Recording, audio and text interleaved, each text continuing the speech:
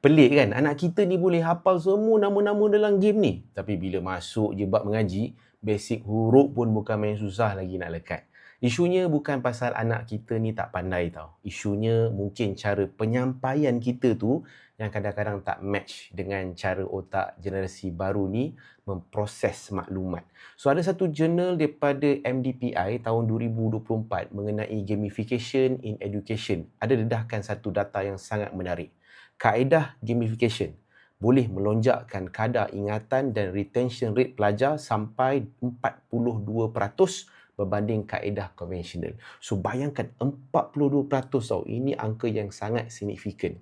Kita nak result, bukan sekadar proses. Dan kalau ada cara yang lebih efisien dan terbukti secara sains, kenapa kita masih nak berkeras dengan cara yang lama? Sebab itulah dalam Nuri Iqra Apps, kita bangunkan sistem reward, badge dan juga mini games. So setiap kali anak-anak ni berjaya habiskan satu bab Iqra, diorang ni akan dapat instant gratification dalam bentuk lencana pencapaian. So mekanisme ni adalah trik otak diorang untuk rasa seronok belajar dan ulang-ulang tanpa kena paksa.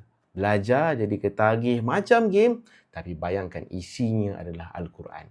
Bagi anak tools yang betul untuk zaman ni. Tengok sendiri macam mana sistem dalam apps ni berfungsi. Boleh register dan juga download dekat link yang tersedia.